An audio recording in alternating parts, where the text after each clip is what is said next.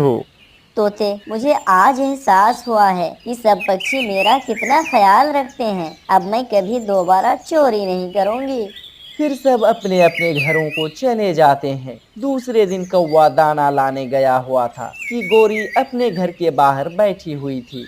मैं थोड़ा उड़कर देखती हूँ कि मेरा पंख ठीक भी हुआ है या नहीं।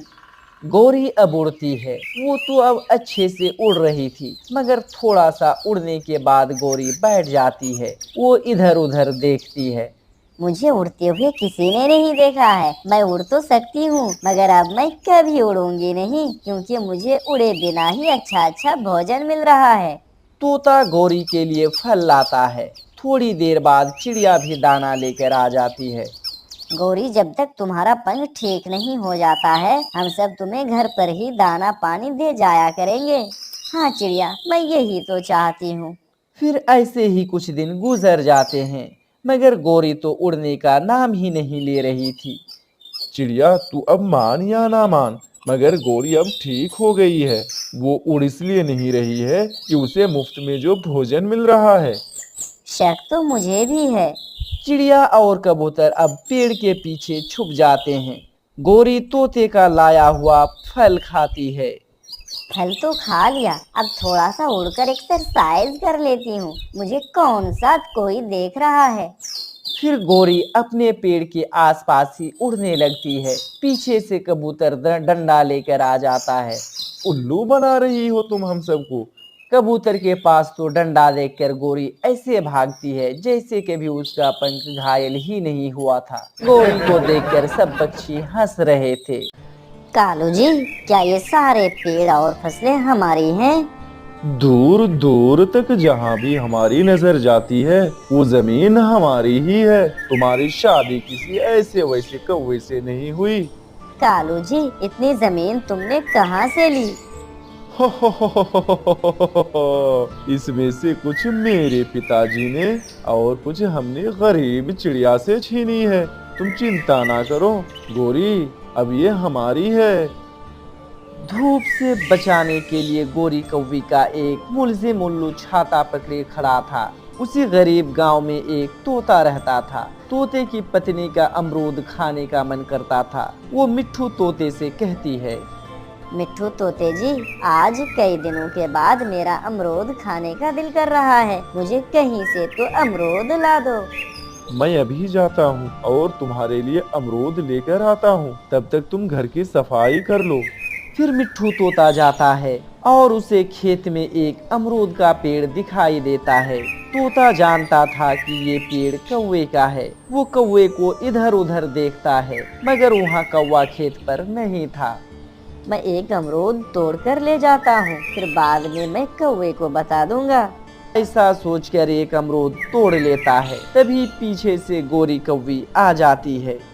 मोटी चोंच वाले तोते, क्या अमरूद तेरे बाप का है क्या? मैं जा रहा था कालू कौवे को बताने, बस एक ही तोड़ा है। चल ला, ये अमरूद मुझे दो। शक्ल देखा है अपनी? अगर आज के बाद इस खेत में देखा तो मैं तुम्हारी टांगे तोड़ दूंगी, ऊपर से उल्टा लटका दूंगी। मेरी पत्नी का अमरूद खाने का दिल कर रहा था, मुझसे गलती हो गई। फिर तोता वहां से चला जाता है। गोरी का गुस्सा अभी तक कम नहीं हुआ था। वो तोते के पीछे ही तोते के घर जाता है। आप इतनी जल्दी अमरूद लेकर आ गए? नहीं हरियाली, अमरूद तो कहीं भी नहीं मिला।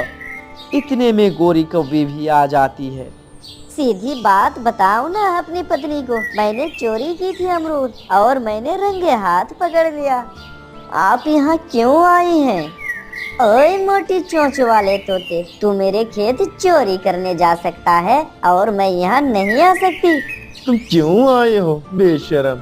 तोते को उसकी पत्नी के सामने बेइज्जत करने के बाद उसका गुस्सा ठंडा हो जाता है और वो चली जाती है।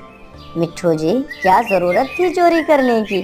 तोता शर्म से सर झुका लेता है। वो कुछ नहीं बोलता है। अभी कुछ ही दिन हुए थे कि कबूतर की बकरी, जिसका नाम स्वीटी था, घास चरते चरते कौवी के खेत में चली जाती है। कालू कौवा और कौवी अपने खेत में झूले में बैठे हुए थे। गोरी, वो बकरी है।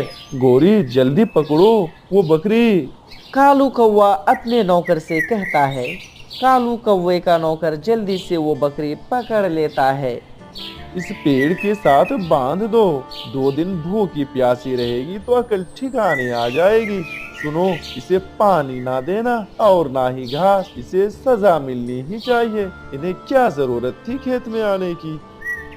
कौवा बहुत जालिम किसान था। वो पक्षी तो क्या, किसी जानवर को भी अपने खेत नहीं आने देता था।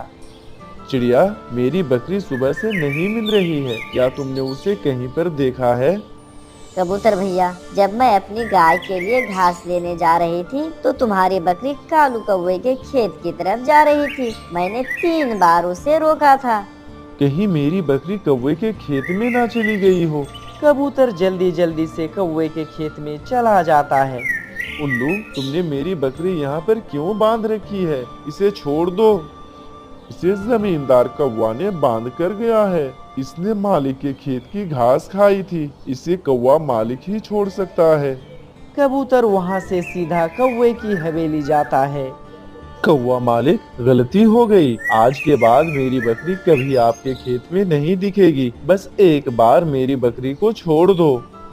ऐसे कैसे छोड़ दें? उसे सजा देंगे हम। 2 दिन तक उसे भूखा प्यासा रखेंगे, फिर रस्सी खोलेंगे तो भी दोबारा हमारे खेत की तरफ नहीं आएगी तुम्हारी बकरी।